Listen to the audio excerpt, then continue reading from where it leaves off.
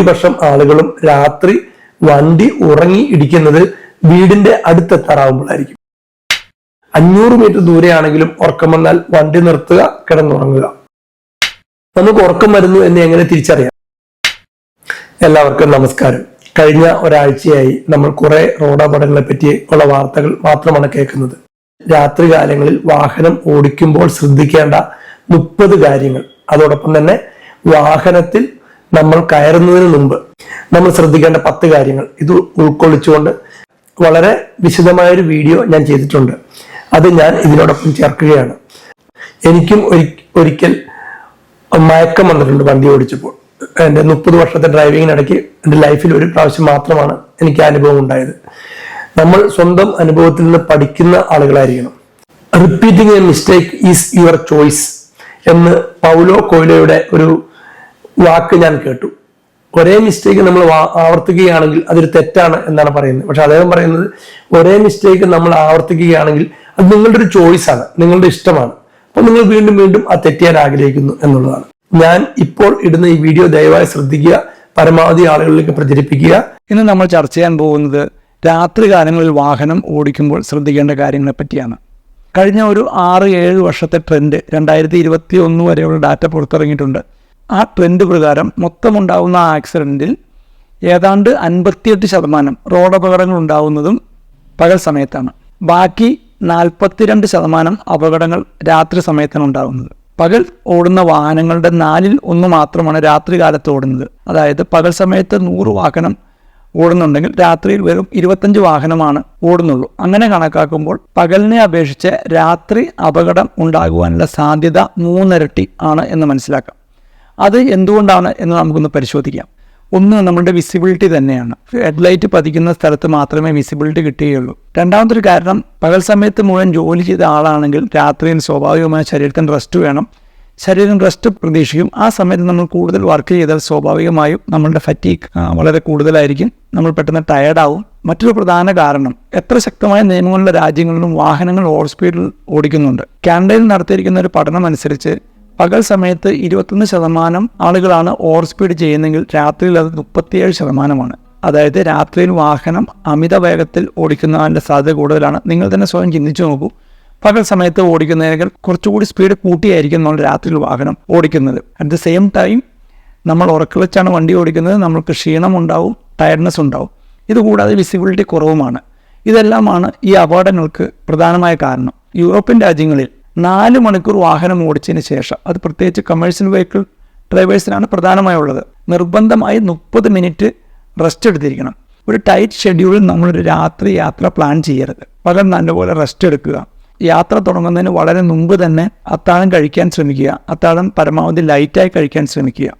പറ്റുമെങ്കിൽ വണ്ടിയിൽ ഒരു ബ്ലാക്ക് കോഫിയോ ബ്ലാക്ക് ടീയോ എന്തെങ്കിലും ഒരു ഫ്ലാസ്കിൽ കരുതുന്നത് വളരെ നല്ലതായിരിക്കും. സാധാരണഗതിയിൽ കാപ്പിയാണ് നല്ലത്. വിൻസ്ക്രീൻ വാഷറിൽ ആവശ്യത്തിന് വെള്ളം ഉണ്ടെന്ന് ഉറപ്പാക്കുക. അതുകൂടാതെ ഹെഡ്ലൈറ്റും ടെയിൽ ലൈറ്റും നമ്മുടെ മിററുകളും സൈഡിലെ ഡോർ ഗ്ലാസുകളും ക്ലീൻ ചെയ്യുക. കാരണം ഏതെങ്കിലും രീതിയിൽ പകലെല്ലാം വണ്ടി ഓടിച്ച് പൊടിയെല്ലാം നിറഞ്ഞിരിക്കുന്നുണ്ടെങ്കിൽ അത് ഹെഡ്ലൈറ്റിൻ്റെ വെളിച്ചത്തെ ബാധിക്കും, ഇൻഡിക്കേറ്ററിൻ്റെ വെളിച്ചത്തെ ബാധിക്കും, ബാക്കിലെ ടെയിൽ ലൈറ്റിൻ്റെ വെളിച്ചത്തെ ബാധിക്കും. ബാക്കിലെ ടെയിൽ ലൈറ്റ് കൃത്യമായി കണ്ടില്ലെങ്കിൽ പുറകിലുള്ള ആളുകൾക്ക് നമ്മൾ ഇൻഡിക്കേറ്ററിലൊന്നും ബ്രേക്ക് ഇടുന്നൊന്നും കാണാൻ പറ്റില്ല. അതോടൊപ്പം തന്നെ നമ്മൾ വാഹനത്തിൽ യാത്ര ചെയ്യുമ്പോൾ നിർബന്ധമായും എല്ലാ ആളുകളും സീറ്റ് ബെൽറ്റ് ഇട്ടിരിക്കണം. പരമാവധി യാത്രക്കാരെല്ലാവരും ഉണർന്നിരിക്കുവാൻ ശ്രമിക്കുക. ഒരു അപകടമുണ്ടായാൽ ഉറങ്ങിക്കിടക്കുന്ന ആളുടെ ശരീരം ഫ്ലൈ ചെയ്ത് പോകുന്നതായിരിക്കും. ഇതിനെപ്പറ്റി വിശദമായൊരു വീഡിയോ ഞാൻ മുന്നേ ചെയ്തിട്ടുണ്ട്. സീറ്റ് ബെൽറ്റ് നമ്മുടെ ശരീരത്തെ സീറ്റിനോട് ചേർത്ത് ഉറപ്പിച്ച് നിർത്തും. അതുകൊണ്ട് 100% എല്ലാ ആളുകളും സീറ്റ് ബെൽറ്റ് ധരിക്കേണ്ടതാണ്. പിന്നെ ഏറ്റവും പ്രധാനപ്പെട്ട കാര്യം, നമ്മളുടെ ഫ്രണ്ടിൽ വാഹനമില്ലെങ്കിൽ നമ്മളെപ്പോഴും ബ്രൈറ്റ് ലൈറ്റ് ഇട്ട് തന്നെ വാഹനം ഓടിക്കുക. പല ആളുകൾക്ക് ഒരു തെറ്റിദ്ധാരണയുണ്ട്, ഡിം ലൈറ്റാണ് കൂടുതൽ നല്ലതെന്ന്. വണ്ടിക്ക് സ്പീഡ് കൂടുതലാണെങ്കിൽ തീർച്ചയായിട്ടും ബ്രൈറ്റ് ലൈറ്റ് ഇട്ട് തന്നെ വാഹനം ഓടിക്കുക. പക്ഷേ ഫ്രണ്ടിൽ വാഹനം ഉണ്ടെങ്കിൽ നമ്മൾ ഡിം ലൈറ്റ് ഇട്ട് മാത്രം വാഹനം ഓടിക്കുക. കാരണം നമ്മൾ ബ്രൈറ്റ് ലൈറ്റ് ഇട്ടാൽ ഫ്രണ്ടിലെ വാഹനത്തെ ആയിരിക്കും ലൈറ്റ് ഫോക്കസ് ചെയ്യുന്നത്. അതിൻ്റെ അകത്തുള്ള ഈ ക്രോമിയം പ്ലേറ്റഡ് ആയിട്ടുള്ള ഭാഗങ്ങളോ ഗ്ലാസുകളോ പോലുള്ള ഭാഗത്ത് നിന്ന് റിഫ്ലക്ഷൻ അടിക്കുകയും നമ്മുടെ കണ്ണിന് കൂടുതൽ ടയർഡ് ഉണ്ടാകാനും സാധ്യതയുണ്ട്. അതുകൂടാതെ ഫ്രണ്ടിൽ വാഹനമുള്ളപ്പോൾ നമുക്ക് റോഡിൻ്റെ തൊട്ടു മുന്നിലുള്ള ഭാഗമാണ് കാണേണ്ടത്. അതോടൊപ്പം തന്നെ സുരക്ഷിതമായ അകലം തൊട്ടു മുന്നിലുള്ള വണ്ടിയിൽ നിന്നും നമ്മൾ തീർച്ചയായും പാലിച്ചിരിക്കണം. സുരക്ഷിതമായ അകലം നമ്മൾ പറയുന്നത് ദൂരത്തിലല്ല, സമയത്തിലാണ്. മുന്നിൽ പോകുന്ന വാഹനം റോഡിലെ ഒരു ഫിക്സഡ് ആയിട്ടുള്ള ഒരു ഒബ്ജക്റ്റിനെ മറികടന്നതിന് ശേഷം 3 സെക്കൻഡ് കഴിഞ്ഞാണ് നമ്മൾ ആ ഡിസ്റ്റൻസ് മറികടക്കാവുള്ളൂ. അപ്പോൾ നമ്മളുടെ വാഹനത്തിൻ്റെ സ്പീഡിനനുസരിച്ച് ഈ വാഹനങ്ങൾ തമ്മിലുള്ള ദൂരം കൂട്ടിക്കൊണ്ടേയിരിക്കണം. അത് നമുക്ക് കണ്ടുപിടിക്കാൻ സിമ്പിൾ ടെക്നിക്കുണ്ട്. നമ്മൾ മുന്നിൽ പോകുന്ന വാഹനം ഒരു ഇലക്ട്രിക് പോസ്റ്റോ അല്ലെങ്കിൽ റോട്ടിൽ കുറുകെ വരച്ചിരിക്കുന്ന ഒരു വരയോ ക്രോസ് ചെയ്തതിന് ശേഷം നമ്മൾ മനസ്സിൽ 1001, 1002, 1003 എന്ന് എണ്ണുക. 1, 2, 3 എന്ന് എണ്ണിയാൽ നമുക്ക് സമയം കൃത്യമായി കിട്ടില്ല. ഞാൻ ഈ പറയുന്ന സ്പീഡിൽ 1001 എന്ന് പറയുവാൻ 1 സെക്കൻഡ് സമയമെടുക്കും. അങ്ങനെയാണ് നമ്മൾ ഈ ദൂരം കണക്കാക്കേണ്ടത്. അപ്പോൾ നമ്മൾ 3 സെക്കൻഡ് എണ്ണിക്കഴിഞ്ഞിട്ടാണ് ആ വാഹനം ക്രോസ് ചെയ്ത പോയിന്റിൽ നമ്മൾ എത്തുന്നതെങ്കിൽ നമ്മൾ വളരെ സുരക്ഷിതമായ ഒരു ഡിസ്റ്റൻസിലാണ് എന്ന് പറയാം. അതെല്ലായ്പ്പോഴും മെയിൻറ്റെയിൻ ചെയ്യുക. മുമ്പിൽ പോകുന്ന വണ്ടിയോട് ചേർത്ത് വണ്ടി ഓടിക്കുന്നത് വളരെ അപകടമാണ്. എൻ്റെ അഭിപ്രായത്തിൽ ഒരു 2-2.5 മണിക്കൂറെങ്കിലും കഴിയുമ്പോൾ ഒരു 10-20 മിനിറ്റ് റെസ്റ്റ് എടുക്കുക. നമ്മൾ റെസ്റ്റ് എന്ന് ഉദ്ദേശിക്കുന്നത് വണ്ടി നിർത്തിയിട്ടിട്ട് നമ്മൾ റെസ്റ്റ് എടുക്കുന്നതാണ്. അതുപോലെ തന്നെ ഫുൾ നൈറ്റ് ഡ്രൈവിംഗ് ആണെങ്കിൽ പരമാവധി വെളുപ്പിന് 3 മണി തൊട്ട് 4:30 വരെ ഒരു 1.5 മണിക്കൂർ മസ്റ്റായും വാഹനം ഓടിക്കരുത്. ആ സമയത്ത് എല്ലാവർക്കും ഓർക്കുമ്പോൾ സമയമാണ്. ഹെഡ്ലൈറ്റിൽ ഒരു അഡ്ജസ്റ്റ്മെൻ്റ് ഉണ്ട്. ഞാൻ ഈ ചിത്രത്തിൽ കാണിച്ചിരിക്കുന്ന പോലെ പല പൊസിഷനിൽ ഇത് സെറ്റ് ചെയ്യാം. അപ്പോൾ ഓരോരുത്തരുടെ സീറ്റിൻ്റെ പൊസിഷനും ഹൈറ്റും അനുസരിച്ച് ഹെഡ്ലൈറ്റ് നമ്മളെപ്പോഴും സെറ്റ് ചെയ്യണം. അതുപോലെ തന്നെ ഫ്രണ്ടിൽ നമ്മളുടെ ഒരു ഡിസ്പ്ലേ പാനൽ ഇപ്പോൾ എല്ലാ വാഹനങ്ങളിലും ഉണ്ട്. ഒരു ഓഡിയോ പ്ലെയറോ എന്തെങ്കിലും ഉണ്ടാവും. അതിൻ്റെ ഡിസ്പ്ലേ സ്ക്രീൻ സേവർ ഓഫ് ചെയ്തിടാവുന്നതാണ്. അപ്പോൾ നമ്മുടെ കണ്ണിലേക്ക് വണ്ടിക്കുള്ളിൽ നിന്ന് വെട്ടമടിക്കില്ല. അതുപോലെ തന്നെ നമ്മുടെ ഇൻസ്ട്രുമെൻറ്റ് ക്ലസ്റ്ററുകളും പുതിയ വാഹനങ്ങളിൽ ഓട്ടോമാറ്റിക്കായി ഡിമ്മാവും. പഴയ വാഹനങ്ങളാണെങ്കിൽ നമുക്ക് ഡിം ചെയ്യാൻ ഒരു സ്വിച്ച് അവൈലബിൾ ആണ്. വണ്ടിയുടെ ഉള്ളിൽ നിന്ന് നമ്മുടെ കണ്ണിലേക്ക് വെട്ടമടിക്കുന്നത് കണ്ണ് പെട്ടെന്ന് ടയർഡ് ആവാൻ കാരണമാവും. മറ്റൊരു പ്രധാനപ്പെട്ട കാര്യം, നമ്മളെപ്പോഴും നമ്മളുടെ അലേർട്ട്നെസ് കൃത്യമായി ഉണ്ടോ എന്ന് നമ്മൾ പരിശോധിച്ചുകൊണ്ടിരിക്കണം. അതിന് 2 കാര്യങ്ങളുണ്ട്. ഒന്ന്, നമ്മുടെ സ്റ്റിയറിംഗിൽ വേഗമായി തന്നെ പിടിക്കണം. നമ്മൾക്ക് ഉറക്കം വരുന്നുണ്ട് എന്നുള്ളതിൻ്റെ ലക്ഷണമാണ് നമ്മുടെ സ്റ്റിയറിംഗിൻ്റെ ഗ്രിപ്പ് ലൂസാവുന്നത്. മറ്റൊന്ന്, നമ്മുടെ കണ്ണിൻ്റെ ഐലിഡിൻ്റെ ഓപ്പണിംഗ് കുറച്ച് ചെറുതായി വരും. അതായത് നമ്മളിങ്ങനെ ഉറക്കം തൂങ്ങി വരുന്നതിൻ്റെ ലക്ഷണമാണ്. നമ്മുടെ കണ്ണിന് ഒരു ഭാരം അനുഭവപ്പെടും. അങ്ങനെ എന്തെങ്കിലും തോന്നിയാൽ വീടിന് തൊട്ടടുത്ത് എത്തിയാൽ പോലും നമ്മൾ വാഹനം നിർത്തിയിട്ട് ഒരു 20 മിനിറ്റ് കിടന്നുറങ്ങണം. ഫ്രഷായിട്ട് മാത്രമാണ് നമ്മൾ യാത്ര തുടരാവുള്ളൂ. ഡ്രൈവറുടെ കണ്ണിലേക്കും കയ്യിലേക്കും പരമാവധി മറ്റ് യാത്രക്കാർ ഒരു കണ്ണ് വയ്ക്കുന്നത് നല്ലതാണ്. AC ഓണാക്കുമ്പോൾ നമ്മുടെ കണ്ണിലേക്കോ മുഖത്തേക്കോ നേരിട്ട് വിൻഡ് അടിക്കുന്നത് പോലെ വെക്കാതെ അതിൻ്റെ ബ്ലോവറിൻ്റെ ഡയറക്ഷൻ സ്വല്പം മാറ്റി വയ്ക്കും. രാത്രി കാലത്ത് നമ്മൾ വണ്ടി ഓടിക്കുമ്പോൾ പലരും തെറ്റായി ചെയ്യുന്ന ഒരു രീതിയാണ്, എതിർവശത്തു നിന്നൊരു വാഹനം വരുമ്പോൾ അതിൻ്റെ ഹെഡ്ലൈറ്റിലേക്ക് നോക്കും. അത് നമ്മളുടെ കണ്ണിന് വളരെ ബുദ്ധിമുട്ടുണ്ടാക്കുകയും ആ വാഹനം ക്രോസ് ചെയ്ത് കഴിഞ്ഞാൽ കുറച്ച് നേരത്തേക്ക് നമ്മൾ ബ്ലൈൻഡ് ആവുകയും ചെയ്യും. കാരണം അത്രയ്ക്ക് തീവ്രമായ വെളിച്ചമാണ് നമ്മളുടെ കണ്ണിൽ പതിക്കുന്നത്. ഒരു കാരണവശാലും എതിർവശത്തു നിന്ന് വരുന്ന വാഹനത്തിൻ്റെ ഹെഡ്ലൈറ്റിൽ നമ്മൾ നോക്കരുത്. നമ്മളുടെ ലെഫ്റ്റ് സൈഡ് അഥവാ നമ്മളുടെ ഇടതുവശത്തുള്ള റോഡ് മാർക്കിങ്ങിലേക്കാണ് നമ്മളുടെ ശ്രദ്ധ പതിയേണ്ടത്. അപ്പോൾ നമ്മൾ മെയിൻറ്റെയിൻ ചെയ്യേണ്ട ലെഫ്റ്റ് സൈഡ് കൃത്യമായി കിട്ടുകയും ചെയ്യും. നമ്മളുടെ ലെയിൻ നമുക്ക് ഫോളോ ചെയ്യാനും കഴിയും. ചില വണ്ടികൾ ഡിമ്മിട്ടാലും ബ്രൈറ്റ് ഇട്ടാലും നമുക്ക് മനസ്സിലാവില്ല. ഇല്ലീഗലായുള്ള ലൈറ്റുകളുണ്ട്, അത് ഒരു കാരണവശാലും നമ്മൾ ഉപയോഗിക്കരുത്. പക്ഷേ നോർമൽ ലീഗൽ ലൈറ്റുകൾ പോലും അതിൻ്റെ ഇൻറ്റൻസിറ്റി പലതിനും പലതാണ്. നമ്മളുടെ വണ്ടി ഡിമ്മാണ് പോകുന്നതെങ്കിലും എതിർവശത്തു നിന്ന് വരുന്ന ആൾ ബ്രൈറ്റാണ് ഇട്ടിരിക്കുന്നതെങ്കിൽ ഒരുപക്ഷെ അയാൾ ചിന്തിക്കുന്നത് നമ്മൾ ഡിമ്മടിച്ചിട്ടില്ല എന്നായിരിക്കും. അപ്പോൾ നമ്മൾ ചെറുതായി ഒന്ന് ബ്രൈറ്റ് ഇട്ട് ഡിമ്മടിച്ച് കൊടുക്കുക. അപ്പോൾ അയാൾക്ക് മനസ്സിലാവും നമ്മൾ ഡിമ്മാണ് ഇട്ടിരിക്കുന്നതെന്ന്. അവൻ ആദ്യം ഡിമ്മടിക്കട്ടെ എന്ന് ഉള്ള വാശിയിൽ നമ്മൾ ഡിമ്മ് ചെയ്യാതിരിക്കരുത്. എപ്പോഴും എതിർവശത്ത് നിന്ന് വണ്ടി വന്നാൽ നമ്മൾ അപ്പം തന്നെ ഡിമ്മടിച്ച് കൊടുക്കണം. റോഡ് ഈഗോ കാണിക്കേണ്ട സ്ഥലമല്ല, രാത്രി പ്രത്യേകിച്ചും. അതുപോലെ പുതിയ കാറുകളെല്ലാം ആൻറ്റി ഗ്ലെയർ റിയർവ്യൂ മിററുകളാണ്. പഴയ കാറുകൾ അങ്ങനെയല്ല. അപ്പോൾ നമ്മൾ അതിൻ്റെ താഴെ ഒരു ബട്ടൺ ഉണ്ടാവും, നിങ്ങൾക്ക് എല്ലാവർക്കും അറിയാം. അത് വെച്ച് അത് ഡിഫ്ലക്റ്റ് ചെയ്ത് വെക്കണം. അല്ലെങ്കിൽ പുറകിൽ നിന്ന് വരുന്ന വാഹനത്തിൻ്റെ ഹെഡ്ലൈറ്റ് നമ്മുടെ റിയർവ്യൂ മിററിലൂടെ നമ്മളുടെ കണ്ണിൽ ശക്തമായി വന്ന് പതിക്കും. മറ്റൊരു കാര്യം, നമ്മൾക്ക് വളവുകളിലും തിരിവുകളിലും ആ റോഡ് കാണാൻ കഴിയില്ല. വളവുകളിലെല്ലാം അപ്രോച്ച് ചെയ്യുന്നതിന് മുമ്പേ വണ്ടി നമ്മൾ സ്ലോ ആക്കുക.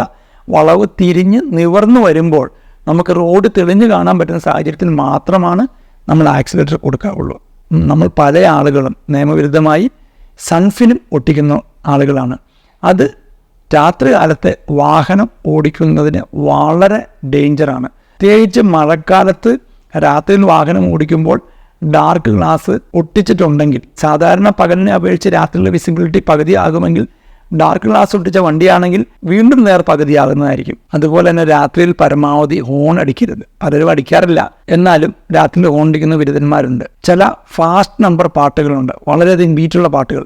ഈ പാട്ടുകൾ നമ്മളുടെ സ്പീഡ് കൂട്ടും. അങ്ങനെയുള്ള പാട്ടുകളും പരമാവധി ഉപയോഗിക്കരുത്. മറ്റൊരു പ്രധാനപ്പെട്ട കാര്യം, ഏത് റോഡിലാണ് വാഹനം ഓടിക്കുന്നത് അതിനനുസരിച്ച് നമ്മളൊരു മാക്സിമം സ്പീഡ് മനസ്സിൽ കാണുക. അതിനേക്കാൾ കൂടുതൽ സ്പീഡിൽ ഓടിക്കരുത്. സാധാരണ 90 ആണെങ്കിൽ 10 കിലോമീറ്റർ കുറച്ച് ഓടിക്കുന്നതാണ് എപ്പോഴും നല്ലത്. അതുപോലെ തന്നെ നമുക്ക് പ്രായമാകുന്നതനുസരിച്ച് കളർ ബ്ലൈൻഡ്നെസ്സും നൈറ്റ് ബ്ലൈൻഡ്നെസ്സും ഒരു ഐ സ്പെഷ്യലിസ്റ്റിനെ കാണിച്ച് ചെക്ക് ചെയ്യുന്നത് നല്ലതാണ്. ഈ അവോമിൻ, സിട്രസിൻ തുടങ്ങിയ മരുന്നുകൾ കഴിച്ചാൽ നമുക്ക് ഉറക്കം വരും.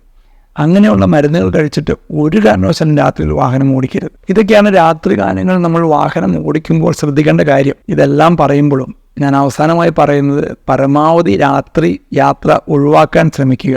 നമ്മൾ എത്ര സൂക്ഷിച്ച് വണ്ടി ഓടിച്ചാലും എതിർവശത്തു നിന്ന് ഉറങ്ങി വന്ന് നമ്മളുടെ നേരെ വന്ന് ഹെഡ് ഓൺ കൊളിഷൻ നടക്കാം. നമ്മൾ അലേർട്ടാണെങ്കിൽ ഒരുപക്ഷെ നമുക്ക് വെട്ടിച്ച് രക്ഷപ്പെടാൻ കഴിയും. എങ്കിൽ പോലും ഒരു അപകടമുണ്ടാവാനുള്ള സാധ്യത പകലിനെ അപേക്ഷിച്ച് രാത്രി 3 ഇരട്ടിയാണെന്ന് മനസ്സിലാക്കിക്കൊണ്ട് പരമാവധി രാത്രി യാത്ര ഒഴിവാക്കുക. എനിക്ക് ഒരിക്കൽ ഉറക്കം വന്നപ്പോൾ ചെറുതായിട്ട് വണ്ടി ഒന്ന് പാളി. പെട്ടെന്ന് ഞാൻ വണ്ടി നിർത്തി. അതിനുശേഷം ഞാൻ തീരുമാനിച്ചു, ഇനി അതിന്റെ ഒരു സിംറ്റം വന്നാൽ അപ്പോൾ തന്നെ വണ്ടി നിർത്തണമെന്ന്. ഭൂരിപക്ഷം ആളുകളും രാത്രി വണ്ടി ഉറങ്ങി ഇടിക്കുന്നത് വീടിന്റെ അടുത്തെത്താറാവുമ്പോഴായിരിക്കും. കോന്നിയിലെ അപകടം പത്രത്തിൽ വായിച്ചതനുസരിച്ച് ഏതാണ്ട് 7 കിലോമീറ്റർ അടുത്ത് വെച്ചാണ്. എനിക്ക് അന്ന് ഒരു അനുഭവം ഉണ്ടായതിനു ശേഷം പിന്നീട് ഒരിക്കൽ ഞാൻ വാഹനം ഓടിച്ച് വീട്ടിലേക്ക് വരുമ്പോൾ രാത്രി ഇതുപോലെ ഏകദേശം 2 മണി സമയമായി. എനിക്ക് നല്ല ഉറക്കം വന്നു. എൻ്റെ വീടിന്റെ 2 കിലോമീറ്റർ മുമ്പേ ഞാൻ വണ്ടി നിർത്തിയിട്ട് അരമണിക്കൂർ അലാം വെച്ച് കിടന്നുറങ്ങി. അതിനുശേഷമാണ് ഞാൻ വീട്ടിലെത്തിയത്. നമ്മൾ ചിന്തിക്കും, വെറും 2 കിലോമീറ്റർ 1 മിനിറ്റ് കൊണ്ടോ 2 മിനിറ്റ് കൊണ്ടോ എത്താവുന്ന ദൂരം, വീട്ടിൽ വന്നാൽ സുഖമായി കിടന്നുറങ്ങാം.